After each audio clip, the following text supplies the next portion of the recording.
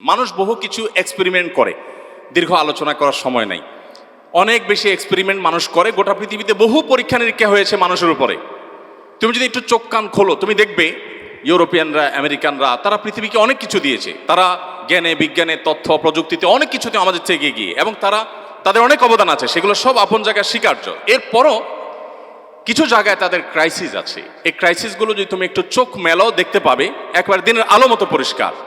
তারা বড় বিবাহ বহির্ভূত সম্পর্ককে তারা অ্যাপ্রিসিয়েট করেছে, তারা সমকামিতার মতো বিষয়গুলোকে তারা মানুষের অধিকারের পর্যায়ে নিয়ে গেছে, নিয়ে সেগুলোকে তারা এস্টাবলিশ করেছে। এরকম আরো অনেক কাজ তারা করেছে। এই কাজগুলোর ফলশ্রুতি কি হয়েছে সেগুলো তুমি যদি একটু তাকাও তাদের বাস্তবতায়, তো দিনের আলোর মতো তোমার কাছে পরিষ্কার হয়ে যাবে। নতুন করে কিছু তোমাকে বোঝাতে হবে না। আমরা যারা এখনো মনে করি যে ইসলামের কথা বললে, আল্লাহর কথা বললে, রাসূলের কথা বললে মানুষ সেকেলে হয়ে যায়, আধুনিকতা হবে যদি আমি ভিন্ন কিছু ভাবি, ভিন্ন কিছু করি, স্রোতের বিপরীতে চলতে শিখি, যারা এই সমস্ত চিন্তা করি তাদেরকে আমি বলবো যে পৃথিবীর দিকে তারা যেন একটু তাকায়। আমি একটা কথা প্রায় বলি যে পশ্চিমারা আমাদের চাইতে জ্ঞানে, বিজ্ঞানে, তথ্যে, প্রযুক্তিতে, অবকাঠামোতে, কলকারখানাতে, ইন্ডাস্ট্রিতে, আরও বহু সেক্টরে তারা আমাদের চাইতে যদি 500 বছর এগিয়ে থাকে, আমরা সাবকন্টিনেন্টের মানুষ তাদের চাইতে 1000 বছর এগিয়ে আছি আমাদের পারিবারিক ব্যবস্থাপনা। কোনো সন্দেহ আছে তোমাদের মধ্যে? প্রতিদিন আমার কাছে যেসব প্রশ্ন আসে, গত 2-3 দিন আগে কামরাঙ্গীর একটা প্রোগ্রাম ছিল, প্রশ্ন এরকম যে ছেলে প্রশ্ন করছে, ভাই আমার বাবাকে সারা জীবনের সমস্ত উপার্জন সব দিয়েছি, বাবার সমস্ত টাকা নষ্ট করেছে, পরকিয়া করেছে, আমার পুরো ফ্যামিলি তছনছ, মায়ের উপরে টর্চার, আমার উপরে টর্চার, আমার সব সম্পত্তি শেষ করছে, সে এখন এই ভয়াবহ পথে আছে, সব নিজেও ধ্বংস হয়েছে, আমাদেরকে ধ্বংস করছে, আমি কি করতে পারি? তার একদিকে কোরআন হাদিস, বাবা মার প্রতি অসৎ ব্যবহার করা যাবে না, আবার অপর দিকে তার সব সম্পদ শেষ হয়ে গেছে, বাবা নিজেও শেষ হয়ে গেছে। এই পর্যায়ে দাঁড়িয়ে এই ছেলে প্রশ্ন করছে আমাকে যে আমার কি করা উচিত? আমি কি আল্লাহর দিকে তাকিয়ে ধৈর্য ধারণ করব, নাকি বাবাকে কিছু বললে আমার আবার কোনো আল্লাহ তাআলা অসন্তুষ্ট হবে না, আমার জান্নাত হারাতে হবে আমাকে? এইরকম চিত্র পশ্চিমারা স্বপ্নেও কোনোদিন দেখে না। কল্পনা করা তো দূরের কথা, যে বাপ এত জুলুম করবে, টর্চার করবে, অন্যায় করবে, হতে পারে সব বাপ তো একরকম হয় না। এরপরও সন্তান আল্লাহর ভয়ের কথা চিন্তা করে বাবাকে কিছু বলবে কি বলবে না সেটার জন্য একজন হুজুরের কাছে একটা প্রশ্ন লিখে দেয়, এটা পশ্চিমারা কখনো স্বপ্নেও ভাবে না।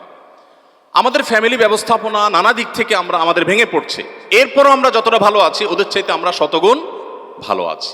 তোমরা ইনশাআল্লাহ কলেজে পদার্পণ করবে, তোমাদের সামনে অনেক আইডিওলজি সামনে আসবে, তোমাদের সামনে অনেক আদর্শ সামনে আসবে।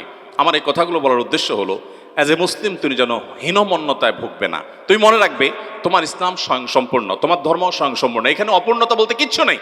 তুমি নিজে কখনো হীনমন্যতায় ভুগবে না, তুমি ইসলাম সম্পর্কে জানার চেষ্টা করবে, তোমার ঈমান তরতর করে বাড়তে থাকবে। আমাদের প্রিয় নবী সাল্লাল্লাহু আলাইহি সাল্লাম তরুণদেরকে অনেক বেশি স্নেহ করতেন, অনেক ভালোবাসতেন। তোমাদের এই বয়সটা জীবনের সবচেয়ে গুরুত্বপূর্ণ সময়।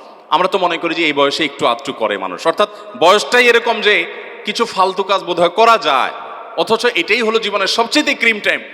তোমরা কি জানো নবী করিম সাল্লাল্লাহু আলাইহি সাল্লাম বলেছেন কিয়ামতের ময়দানে 4টি প্রশ্ন উত্তর দেওয়া ছাড়া কেউ পা নাড়াতে পারবে না। এর ভিতরে একটা মৌলিক প্রশ্ন হলো ওয়ান শাবাবিহি ফিমা আবলা, তোমার তারুণ্যকে তুমি কোন কাজে কাটিয়েছো? তুমি বৃদ্ধ বয়সে কি করেছো, কয়টা উমরা করেছো, কয়টা হজ করেছো, এটা আল্লাহ দেখবেন না। আল্লাহ দেখবেন তুমি তোমার তারুণ্যে কি করেছো, তোমার যৌবনে কি করেছো। এজন্য তোমাদেরকে আমি বলতে চাই যে এই বয়সটা হেঁয়ালিপনার নয়, এই বয়সটা খুব সিরিয়াস, এবং মানুষ যা করে এই বয়সেই করে। তোমরা এই যে সোহাগ ভাইকে দেখতে পাচ্ছ, উনি সফল উদ্যোক্তা, তোমরাই বলো এই সফল উদ্যোক্তা কি উনি বুড়াকালে হয়েছেন? এখনো তো তরুণ উনি, আলহামদুলিল্লাহ, বয়সে, তাই না? অতএব তোমাদের এই জীবনটা অনেক বেশি গুরুত্বপূর্ণ। এই পুরো জীবনটা আল্লাহ তাআলাকে তোমরা দেওয়ার চেষ্টা করবে। মনে রাখবে আল্লাহ তাআলা আরশে নিচে যে সমস্ত মানুষকে বিশেষভাবে ছায়া দেবেন কিয়ামতের ভয়াবহতম দিনে, যাদের কিয়ামতের কোনো কষ্ট তাদেরকে টাচ করবে না, সে মানুষগুলোর ভিতরে ওই যুবকরা যাদের যৌবনকে তারা আল্লাহর পথে ব্যয় করেছে, আল্লাহর ইবাদত বন্দেগীতে ব্যয় করেছে, এবং যৌবনকালকে তারা নষ্ট করেনি। বিধায় আমি তোমাদেরকে বলতে চাই, তোমাদের কলেজ বিশ্ববিদ্যালয় জীবনে তোমরা আত্মপরিচয়হীনতার বা আত্মপরিচয় নিয়ে তোমাদের হীনমন্যতা তোমরা ভুগবে না। তোমাদেরকে নানা পরিচয় পরিচিত করতে অনেকেই চাইবে, তোমরা সতর্ক থাকবে। মনে রাখবে ইসলাম মানুষের বানানো কোনো দিন নয়। এখনো ইসলামের এমন এমন বিধিবিধান আমরা জানি যে বিধানগুলো মনে হবে যে আজকের এই 2024 সনের পৃথিবীর বাস্তবতায় মনে হয় আজকে নাজিল হয়েছে, অথচ এই বিষয়ে নবী করিম সাল্লাল্লাহু আলাইহি সাল্লাম 1450 বছর আগে হাদিস বলে গেছে। তুমি দেখো এখন ফ্যাক্টরি রেভলিউশনের পরে এখন পৃথিবীতে যে প্রাকৃতিক দুর্যোগ দেখা দিয়েছে, এখন বৃক্ষরোপণ করার গুরুত্ব বুঝে আসছে আমাদের কাছে, তাই না? অথচ নবী সাল্লাল্লাহু আলাইহি সাল্লাম যখন বৃক্ষরোপণের কথা বলেছেন তখন পৃথিবীতে এই সংকটটা কি ছিল? এই কালো ধোঁয়া ছিল, এই কলকারখানা এই সমস্ত বর্জ্য এগুলো গিয়ে পরিবেশ দূষণ করত? কিছুই ছিল না।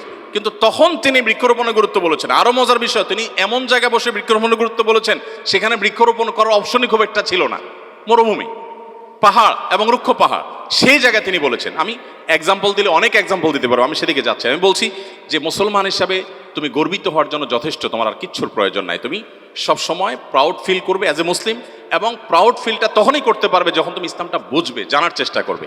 আজকে আমি তোমাদের প্রতি উদাত্ত আহ্বান করতে চাই, ইসলামকে জানার তোমরা চেষ্টা করবে।